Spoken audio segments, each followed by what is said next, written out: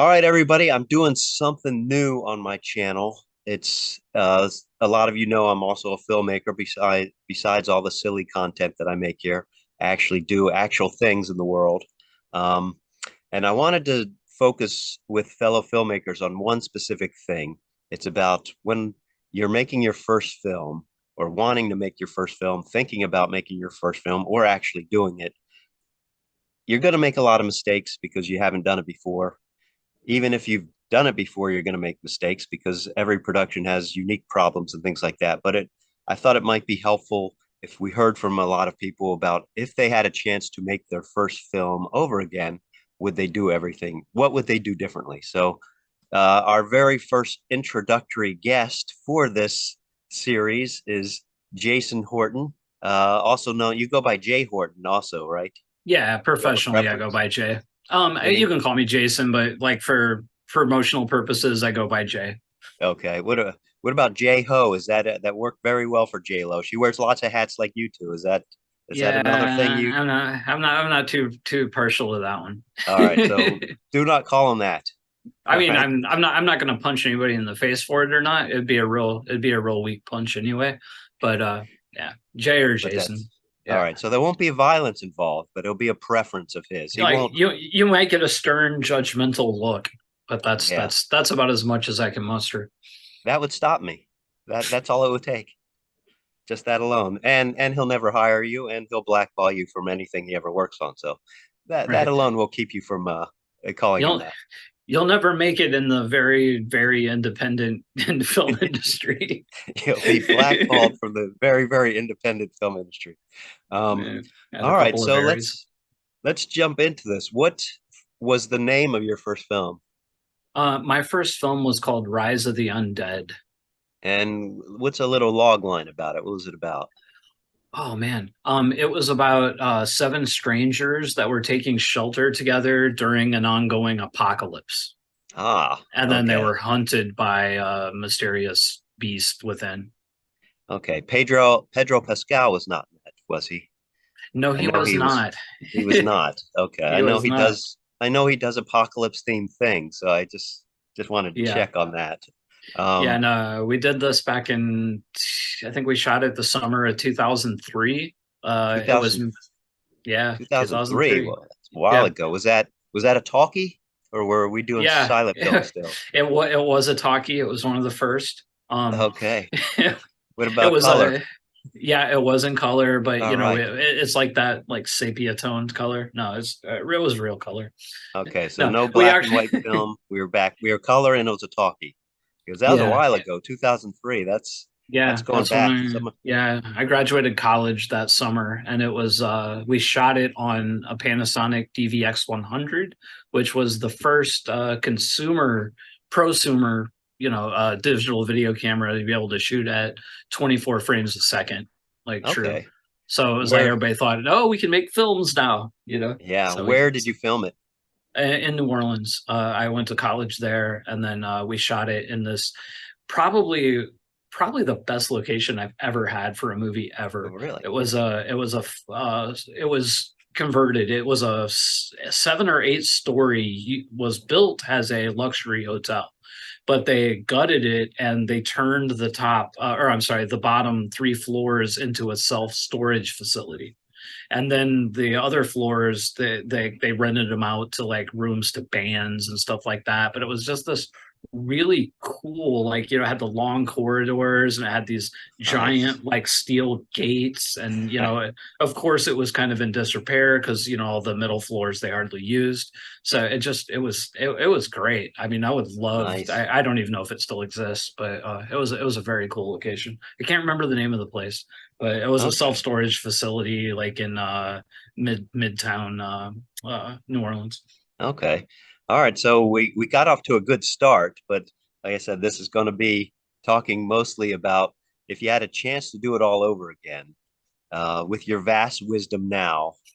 Obviously, some mistakes there's no, you can't, like if it's thunderstorm, weather, things, there's things you Yeah, can't yeah, control. yeah. But just broadly, if you can, what if you're just starting out again, you're just beginning, what would you do differently? And then maybe we can get into the specifics of it. Yeah, yeah.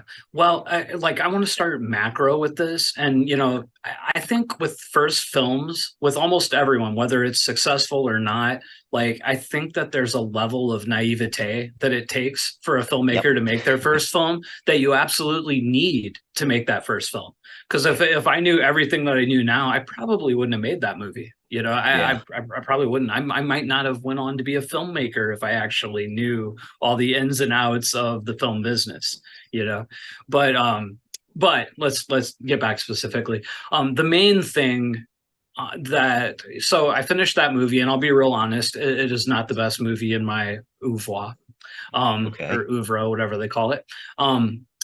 And it took me several years to really wrap my head around why that was. Where did I mess up? Where did I go wrong? And I think the number one thing was the script.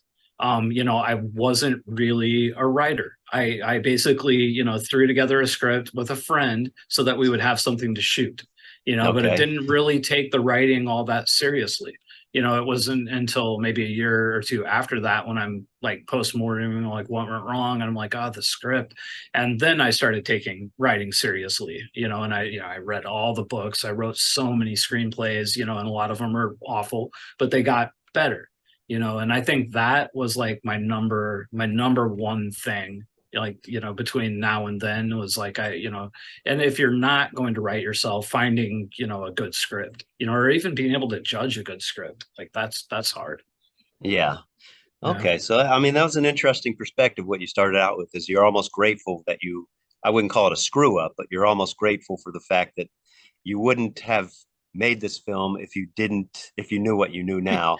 And Yeah. so Yeah. trying Yeah. to Like, give beginning like I, filmmakers, we want to encourage them to make films. So, and yeah. we don't want to, I don't want to scare them off anyway. I just want to let them know that it's going to be a great experience. It's going to be sometimes a tough experience, but you're going to look back on it like Jason did and said, I'm so grateful that I did it, because if I didn't, who knows where my life would have gone if it even went in this direction. Yeah, totally, totally. And when I say stuff like filmmaking being tough or whatnot, there's nothing else I would do that I would want to do. I'm glad that I took this path, but it's not exactly how I thought it would be. And I Yeah. think that I do think it's important for people to go into, a profession that they're wanting to go into and knowing the warts, as opposed to just like, hey, it's going to be great and it's going to be gravy, because it's not, especially in Yeah. independent film. There's like a lot of negative stuff, and you should be aware of it. Yeah. And to be, everyone's going to have a different experience. Some people will actually like their first film, Oh, you know, totally. others will have mixed feelings. They'll say, I like this about it, but this I wish I could do over again. For mine, there was a lot of, if I got to do it over again, I would do some things the same and I would do a lot differently, but it's a mix. So it depends so again, not scaring filmmakers away and going, oh, there's no way I can make a good film my first time out. That's Yeah, not no, true. yeah, yeah, no, no, not at all, not at all. And I mean, for me at that time, I don't think there's a good movie that I would have Okay. made. I mean, I think maybe I jumped into feature filmmaking maybe a little bit too early. I went to film school and all that, but I never really did a lot of shorts. I didn't really spend time. I studied it in school, but I didn't spend a lot of time developing my craft. I learned how to make movies making movies, which I'm happy for, and I got paid to learn.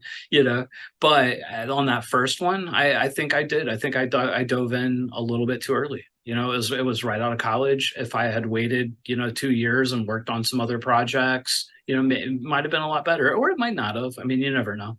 Yeah. Well, one thing I'm very confident about in saying is there's going to be no better education for how to make a film than to make films, whether it Mm. is shorts, whether it's filming anything, hands-on learning and figuring out, working with people, figuring out how to actually do this, deal with schedules, deal with all the things you have to deal with is the best experience. You can read as many books as you want, you can watch as many interviews like this as you want, you can do everything and be as prepared as you want, but until you actually get on the front lines of it, you're not going to learn as much. So it's good. They always say just start filming things, even if it's Yeah, 5 minute films, if it, whatever it is, just get out there and start working that muscle of filmmaking. So, um, specifically, you mentioned the script. What about, I know, because I know you're able to do a lot of things. You're an editor, you're good technically with a lot of things. Did you back then, did you have similar technical skills? Not as advanced now, but did you have some?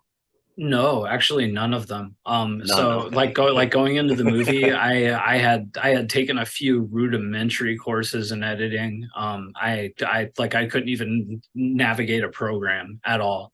I was just like, I'm going to be a director, study directing. This is what I'm going to do. And it was through that project that I learned how to edit, because we had an editor, who worked on it for, oh geez, maybe 6 months or something like that, and basically had Okay. only put together a couple of scenes. So like little by little, I started, because the computer was, I think it was at my place or one of my partner's places. So like I always had access to it. So I just started. I was like, hey, I'm just gonna start tooling around with it, and little by little, I ended up doing the editing, and Okay. I learned it pretty much from scratch. Took me almost a year to edit that movie. But like from that, I started picking up little jobs as an editor, and then just edited more and more and more. Okay. Yeah, Yeah. I bring that up because when I talk to people, I say it is such an advantage the more you're able to actually do and know Yeah. how to do and Oh, not have to totally. keep hiring other people because uh it just it takes more time when you have to hire other people and unless you know people. And that kind of segues into this second thing. I did you know your crew and people involved on your first film, or did you have to bring in people you didn't know? Yeah, I pretty much knew everybody. So, we were a film school, so it was, friends and friends in the Okay. film department. So yeah, we all kind of knew each other. And I have to say, for, any, like, it was not a negative experience making the movie. Like, we had a really good camaraderie, it was fun. It was just these friends pulling together to make this thing, like that part of it was really cool. And Yeah, yeah, but now we had a pretty small crew. It was like basically, cameraman, lighting designer, DP, whatever. They have a thing over who was the DP, and then a sound guy. And that was pretty much it. Like we didn't have hair and makeup. Like the actors just kind of took care of themselves. I Right. think. I think we paid for like haircuts for people, like the week before. Like one of them had a fake tattoo that ran all the way down her arm, and we had that done, but then Okay. didn't really have the facilities to have it touched up. So What did you do? Did if people were, it was in New Orleans, so I'm assuming it might have been a little bit muggy with people sweating and things. I just someone yeah, went around yeah, and yeah. dabbed it. It was, Yeah. it was, yeah. I forget what the method they used. It might have been a henna tattoo. I can't remember, but and Okay. it held up pretty good for about 4 days. It was like around the fifth day that basically, because we couldn't afford to get it touched up again, so we were basically using, it was a basically a solid black tribal tattoo. So we just took black magic marker and Okay. and filled in the Hey, you holes. do what you do, whatever Yeah, works. That's yeah, the yeah, way it yeah, is. yeah. And I go back. The reason why I asked that question is similar to the thing we talked about previously. Is if you know the people you're working with kind of beforehand, if you've developed some camaraderie and you've actually filmed, even shorts or even shorter things with them, and you get that kind of working feel, that makes can make a huge difference, especially in your efficiency because you're not having to, there's sometimes an unwritten kind of verbal Yeah. communication that you have when you work with people. So when that's a big thing that I tell beginning filmmakers is, if it's possible, try to work with people who you've done things with already. So you're not jumping in with complete strangers and figuring it out on day one. Mm. So, all right. So I think hopefully, I believe we got some really good information for people who are going to look to make their first films. What tell us, give us a plug about what you got going on now, what you want people to look at, what you want people to think about. Oh, yeah, my last movie, Cravings, out on Amazon, Tubi. It's coming out on DVD and Blu-ray in a couple of months. Website's cravingmovie.com. Okay, and tell us a little bit about that one. That's a crime thriller monster movie about a group of heroin addicts who end up besieged in this bar, like a rural bar in Texas, by some mysterious figures. And one of the addicts has a secret that ends up putting them all in jeopardy. Ah, very intriguing. Mm. Okay. All right. So thank you, Jay and Jason. I'm thanking both of you in case you switch back and forth somehow. Um, appreciate you coming on and talking about your experiences when you first started out. I think people watching this will find that very helpful. So